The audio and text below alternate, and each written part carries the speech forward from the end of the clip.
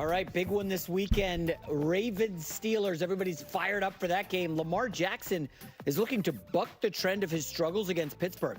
Lamar, weirdly, just 1-3 against the Steelers in his career and was asked about his poor record heading into the AFC North showdown. I don't know what it is, man. It's just that I believe that rival atmosphere. I believe last year we supposed to have them, but things just didn't go our way. You know, the football guys wasn't on our side, but it's a whole nother year. It's a new year. I'm looking forward to the game. Yeah, it is a great rivalry. So we got some numbers here on Lamar. It's just, what do you chalk it up to? Familiarity, Tomlin being a genius? Well, Mike Tomlin has been, in his career, like Belichick, very good with young quarterbacks. Now, Lamar has graduated. I think last year he graduated to, he's a franchise guy. You can't call him young anymore. Like Justin Herbert's not young anymore. I give you like 3.5 years, you're a young quarterback. Year 4, you're a guy. So I think Lamar will start winning some of these games. But Mike Tomlin, Bill Belichick, Sean McDermott, some of these best defensive coaches, look at DeMeco Ryans got 5 picks off Jared Goff. Right, so, and Jared's great. So I think a lot of it's just Tomlin. Yeah. So I really want to talk about this. We talked about this a little bit before. I want to get back to this right here.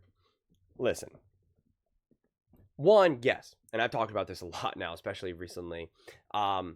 Great defensive coaches know how to stop young quarterbacks. They know how to exploit it. So part of those numbers are going to be like that, right? That's one of those things. You also have something where it's such a short sample size. If we were looking at data here like this, and we were seeing 64 and 19, so however many total games that is, I can't do the quick math that fast. And then you have 1-3 for the Steelers. That is too small of a percentage to draw any type of conclusion. Way too small, especially when you're talking about like the beginning of someone's career. So now, if this continues a trend for another, let's say 4 games, 3 games maybe, then we could say, okay, this is clearly something. Mike Tomlin has figured something out, whatever it may be. And I know as a lot of Ravens fans are pointing out that the last time that they played, there was a ton of drop passes and all that type of stuff. So that's also going to affect his numbers as well. So I'm always leery when people are talking about like, oh, so-and-so is 2-0, 2-1, 1-3, whatever it may be. It's like, it's too small of a sample size. In no other world would it really actually hold a lot of relevance. So I do think that Lamar Jackson and the Baltimore Ravens need to play really well. I'm not so sure that they have to win. I mean, listen, winning matters in terms of the division and playoff seeding and all of that type of stuff, goes without saying. But they're looking about this from a more like reputational.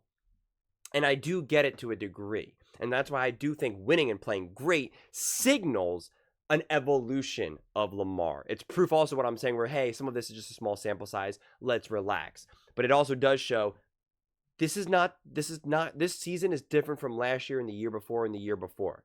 And so, yeah, because people thought that way when the Ravens lost to the Chiefs. It was in this week, in this season, week 1.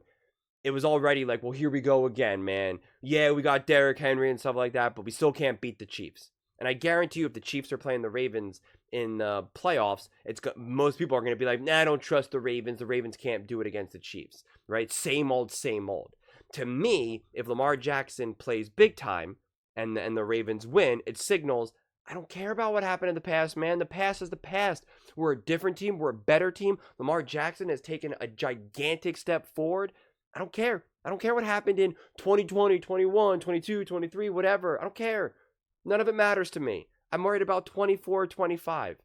And that's what that can kind of signal. It can signal that next evolution, that next step forward of Lamar Jackson. And I think there's a great likelihood of him. I think there's more of a likelihood of him doing it than Mike Tomlin having some sort of secret sauce on how to stop Lamar.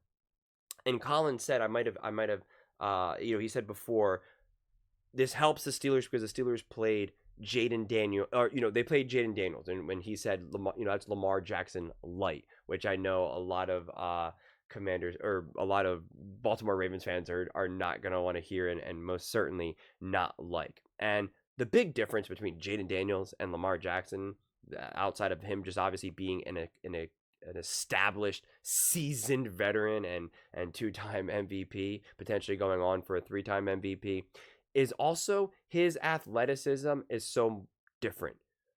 Lamar Jackson, his physicality, I think, is being underappreciated. Because when you do see some of the runs that Lamar can go off of, yeah, he's so quick and he makes everyone miss. But he's also a pretty physically imposing quarterback. And so that adds such another layer that it's not the same thing as just going up against another mobile quarterback. It's just different. I mean, like, Lamar Jackson's like a power runner. I mean, he could absolutely just be a running back. I know this is a sensitive topic, but like, he could absolutely just be a running back. I mean, he could. I think he would literally be a top running back, and he would be a top receiver.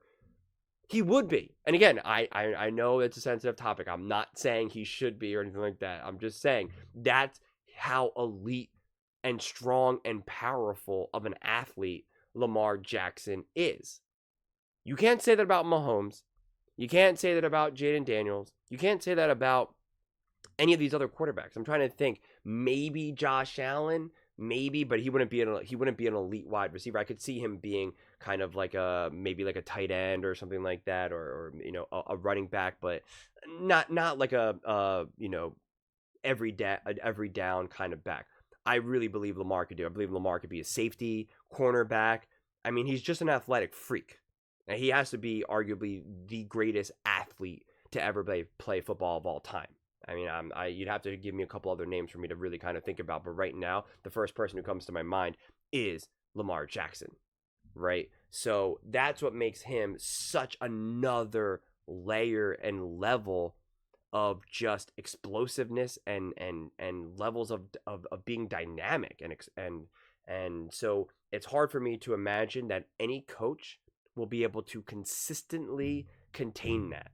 I just don't see it. And if it is, I blame coaching at this point. That their inability to then beat Mike Tomlin's coaching defensively.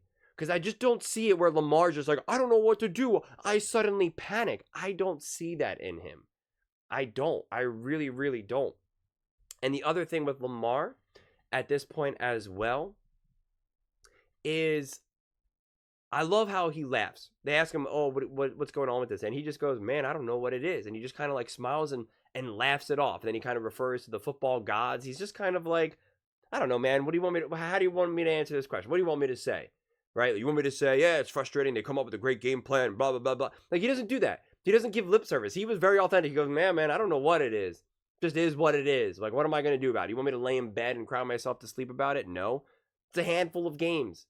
You're not going to try to convince me that they got something on me that no other team has. Because if they did, then other teams would be able to look at the film and just expose Lamar Jackson. That's obviously not what happens. That's obviously not the case. So I love his reaction to it as well.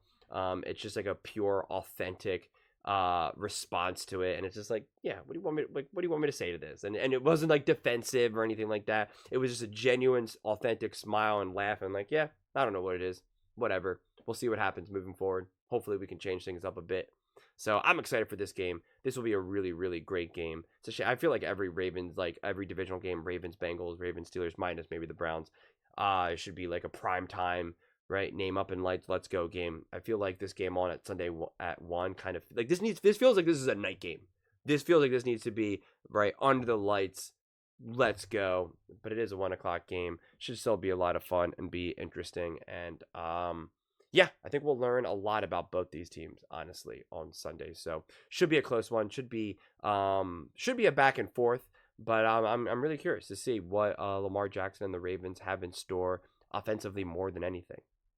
But those are just my thoughts. I'd absolutely love to hear yours. What do you guys all think about Lamar Jackson and the Baltimore Ravens? Do you think his poor performances are something, nothing? Let me know in the comments below. I read every single comment, so whether you agree with me or disagree with me, either way, let's get in some discussions. Let's get in some fights. But ultimately, let's just have some fun. And please do consider subscribing. We're building an amazing community here, and I'd absolutely love to see you part of it. I want to build something that we all genuinely feel connected to. Something that we're really excited to be part of. I think we're well on our way to doing it. And please don't forget to give this video a thumbs up, as it really does help with the visibility and the algorithm. Thank you so much, and see you next time.